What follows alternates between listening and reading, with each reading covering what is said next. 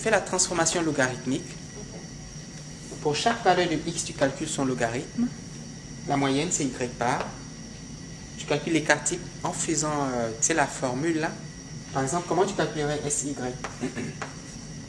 Nous calculons d'abord S carré. Donc, tu fais la somme de YI moins Y bar au carré sur N-1. Et puis, tu prends la racine carrée pour trouver ça.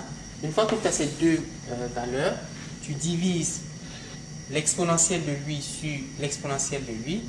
Et puis, tu multiplies l'exponentielle de lui par l'exponentielle de lui. Ça fait l'intervalle que tu cherches. Oh, ok, d'accord. Voilà la moyenne géométrique. Puis voilà l'écart type géométrique. Alors, quelle est la différence? Il n'y a aucune différence entre la moyenne normale et la moyenne géométrique, sauf que on fait d'abord le N. Okay. Donc l'écart type, c'est la même chose. Oui. Oh, ok. C'est juste qu'on prend la colonne au lieu de... Moi, je l'ai mis comme ça parce que j'avais fait un exercice avec ta soeur. Avec Assia. Avec Assia, et puis N1 et N2 sont inférieurs à 30. Donc, tu vas prendre le T.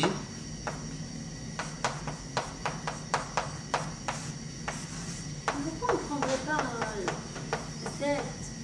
Parce que ça a l'air... Parce que tu ne connais pas le... D'abord... le graphique. Oui, mais regarde, N1 et N2 sont inférieurs à 30. Pourquoi l'écart type? Si on a l'indicateur type S1 carré, S2 carré. Et c'est là qu'on va combiner ces deux pour obtenir... On a les variances. Ah oui, si on a la variance, on a l'écart type. Oui. Ouais.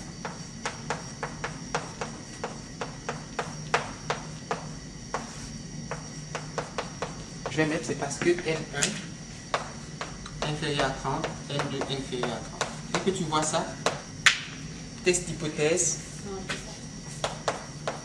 Je vais coller un papier juste devant mon bureau. Voilà. C'est une valeur aberrante. Ok. D'accord. Si je fais un diagramme comme ça, juste pour m'assurer qu'on parle la même langue. Comment ça sur maintenant qu'on parle la même langue? C'est pas... Oui. C'était pas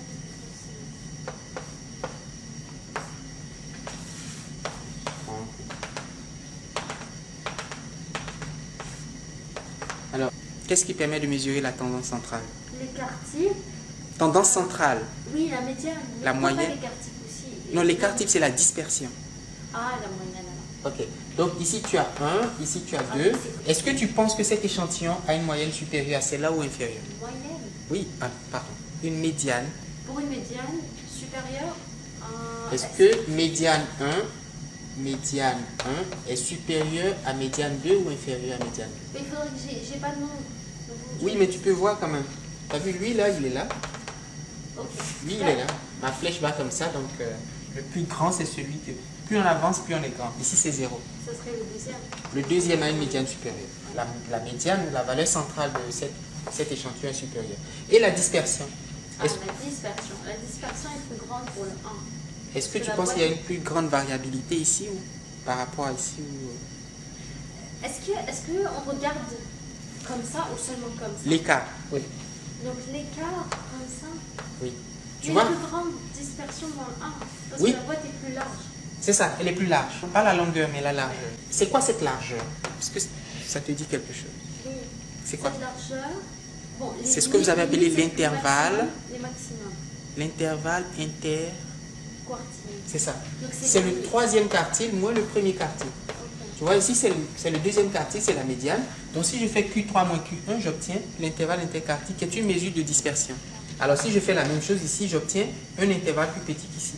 Je peux te donner des diagrammes en boîte et moustache et puis te demander de comparer les tendances centrales et puis les dispersions aussi. Tu avais parlé de valeurs aberrantes ou extrêmes.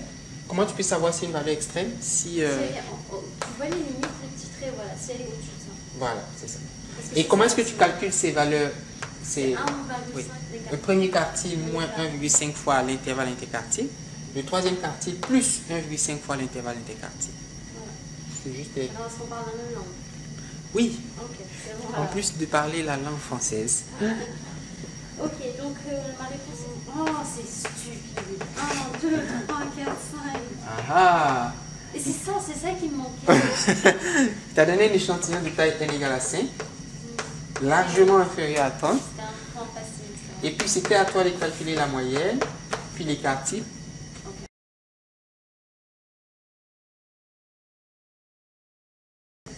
Alors ici tu as deux caractères qualitatifs, le sexe que je vais appeler X et puis la couleur des cheveux que j'appelle Y. Alors le sexe, il y a deux façons d'avoir un sexe, être un homme ou une femme. Donc je mets ici homme et puis femme et puis je mets ici total. Ça ce sont les modalités du caractère X qui est le sexe. Donc X c'est le sexe. Et puis Y est la couleur des cheveux à 4 caractères, noir, brun, blanc, roux, et puis ici je mets total. Noir, brun, blanc, et puis roux.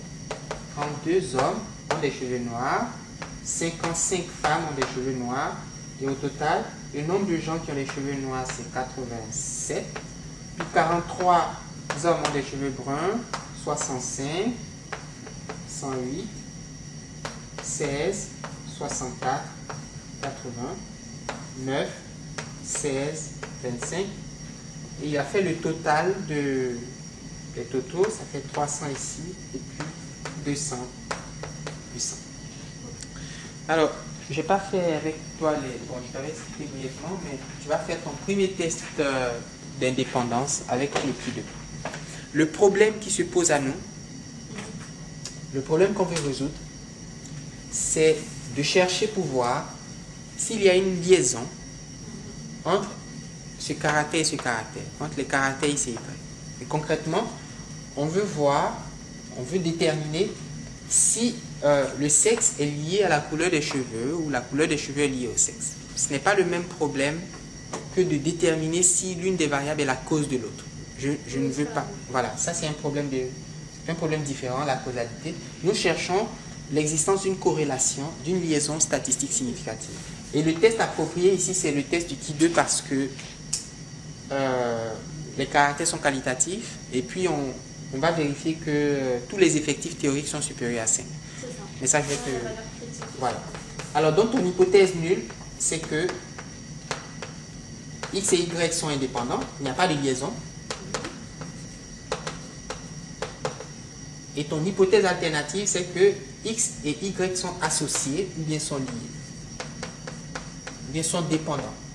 Sont liés, sont associés significativement, sont dépendants. Tout ça, ça veut dire à peu près la même chose. La couleur des cheveux est liée au sexe de l'individu. Alors, avant de commencer, je voudrais faire quelques remarques. Celui qui a proposé ce problème a fait pour toi les totaux, des lignes et puis des colonnes. Le professeur aurait pu te donner simplement ce tableau, puis ce serait à toi de remplir ça. Donc, je voudrais que tu penses qu'à l'examen, par exemple, c'est à toi de faire la somme, etc. Donc, pour toi, c'est la première étape. La deuxième étape, c'est la suivante. Ces valeurs que nous voyons ici, ce sont des valeurs observées sur un échantillon de 300, n'est-ce pas? Nous allons nous poser la question de savoir ce que seraient ces effectifs si l'hypothèse nulle était vraie. Autrement dit, si les caractères X et Y étaient indépendants, qu'est-ce qu'on aurait dû observer dans cette cellule, dans cette cellule, dans cette cellule, etc. Parce que moi, j'ai vu que 32 hommes ont des cheveux noirs, 43 hommes ont des cheveux bruns, etc. Mais si la couleur des cheveux n'était pas liée au sexe de l'individu, est-ce que j'aurais dû observer 32? Et on peut montrer qu'il y a une formule que je vais écrire, pour toi il suffit de connaître la formule, que cette formule nous permet de calculer l'effectif attendu si l'hypothèse nulle est vraie. Donc, sous H0, si H0 était vrai, les effectifs théoriques, qui ne sont pas les effectifs observés, puisque les effectifs observés c'est ça, que je vais noter par TI, total, ligne, fois total, colonne, sur total, général. Alors, qu'est-ce que ça veut dire? Tu prends la première cellule. Ça, c'est la valeur observée. Toi, tu dis, je veux la valeur que j'aurais dû voir s'ils étaient indépendants. Tu fais le total de la ligne qui contient cette cellule, c'est quoi? C'est 100. Donc tu vas faire 100, tu vas multiplier par le total de la colonne qui contient cette cellule, 87, divisé par le total général. Est-ce que tu peux faire ce calcul s'il te plaît? Et on va mettre le résultat tout juste en dessous de... Combien? 29. On a observé 32, mais si les caractères étaient indépendants, on aurait dû observer 29. Ce qui est ennuyeux avec le qui 2, c'est qu'on calcule beaucoup. Mais une fois que tu as calculé toutes les valeurs théoriques, ça devient un jeu. 43, donc fais 108 fois 100 sur 300. 36. Combien? 36. 36. Tu fais 80 fois 100 sur 300. Et là, tu mets les virgules. Hein. Avec le qui 2, on met les virgules. Et puis, tu fais 25 fois 100 sur 300. 33. Tu fais, pour cette cellule, 87 fois 200 sur 300. 58. Oui. Tu fais 108 fois 200 sur 300. 72. Tu fais 80 fois 200 sur 300. Et enfin, 25 fois 200 sur 300. 2,66. Voilà. Et il y a des conditions d'abord avant d'utiliser cette statistique. Tous les TI, toutes les valeurs TI calculées, les valeurs théoriques, doivent être supérieures ou égales, parce que ce sont des valeurs, à 5. Mais c'est vrai, ça. Partout c'est supérieur ou égal à 5. Donc ça marche. Et par conséquent, la statistique du test, eh bien, on va prendre le qui 2 qui se calcule en faisant cette formule. Tu fais lui, ça c'est OI, ça c'est observé, moins théorique, observé moins théorique, élevé au carré, divisé par théorique, et puis donc ça fait pour cette cellule, et puis tu fais la même chose ici, etc. Et puis on va faire la somme. Moins théorique, le tout au carré sur théorique, et on le fait pour toutes les cellules. Pour toutes les cellules. Voilà. Okay. Ça, le qui doit observer pour cet exercice, c'est... oui, le total. Oui, il est écrit sous forme de U, c'est ça. Ok, voilà la valeur observée. Alors, notre problème, c'est quelle conclusion allons-nous prendre? Est-ce qu'il faut accepter l'hypothèse alternative, donc rejeter l'hypothèse nulle, ou bien ne pas rejeter l'hypothèse nulle? Mais c'est, en général, c'est toujours 5%. Quand on faisait en labo... D'accord, donc prenons 5%. Si on fait le test au seuil alpha égale à 5%... Il ne précise pas, c'est ça tu as besoin pour trouver la valeur critique ou la valeur seuil qui va nous permettre de construire la région de rejet de l'hypothèse nulle. Parce qu'il dit trouver la valeur P du test d'association. D'accord, la valeur P.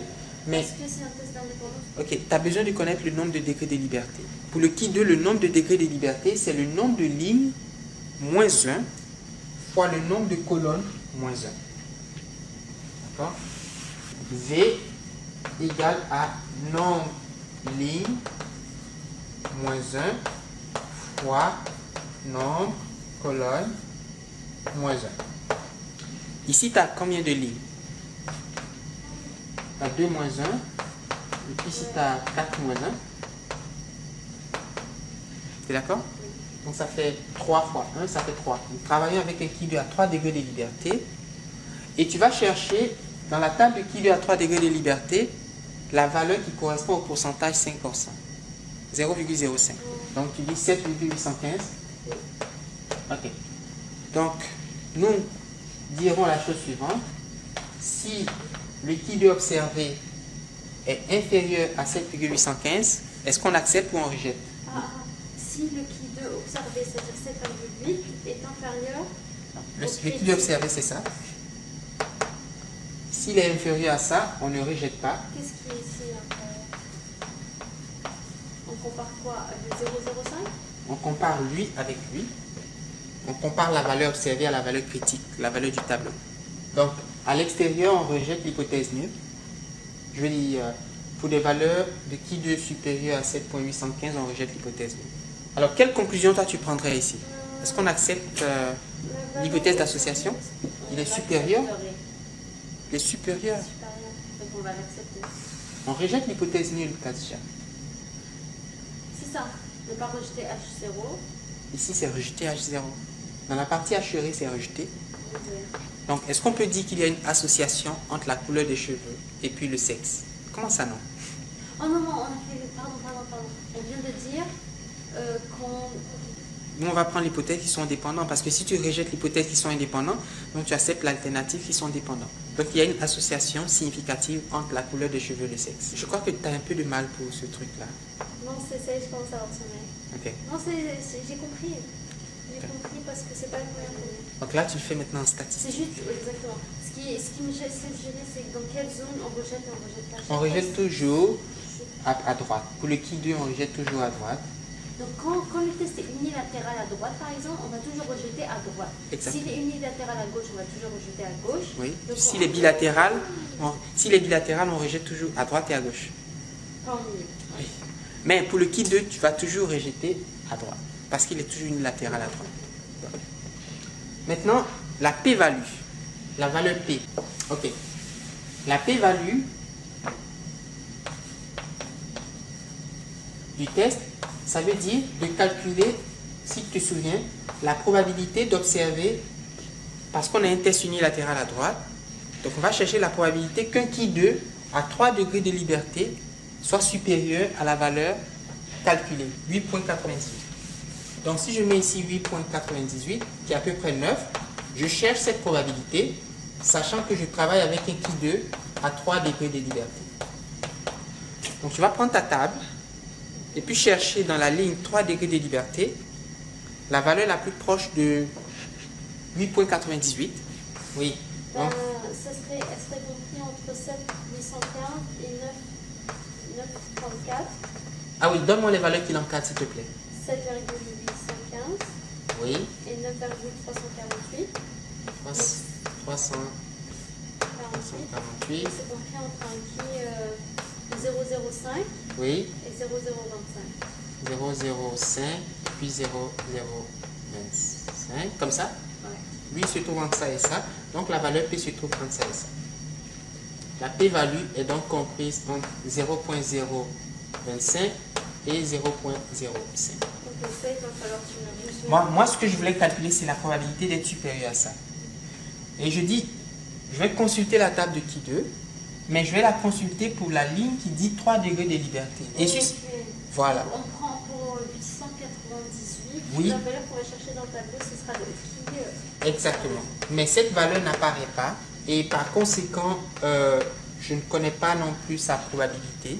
La probabilité qu'elle soit supérieure ou que le qui 2 à 3 degrés de liberté soit... Le qui 2 à 3 degrés de liberté soit supérieur à cette valeur. Donc je l'encadre. Et encadré, je connais les valeurs ou les probabilités associées aux valeurs qui encadrent la valeur observée. Et puis donc la p-value c'est forcément ça et ça. Donc la p-value c'est ça. C'est plus petit, c'est plus grand que ça, plus petit que ça. Est-ce qu'on a quelque chose? Là-bas il nous donnait le alpha. Alpha, on travaille toujours avec 5%. Mais il est vraiment inférieur. Donc on rejette. Et je dis ça c'est très beau. Parce que je ne connais pas la valeur, mais j'ai pu majorer, j'ai pu trouver que la p-value est inférieure. Parce que le qui permet de faire plusieurs tests. Il permet de faire un test d'homogénéité, un test d'indépendance. Homogénéité, ça veut dire qu'il n'y a pas de différence entre les distributions. Regarde-moi quand les réponses sont avec. Ah, la réponse. Ok, waouh. Est-ce que tu as compris un peu, Katia? Oui, un peu beaucoup. Oui.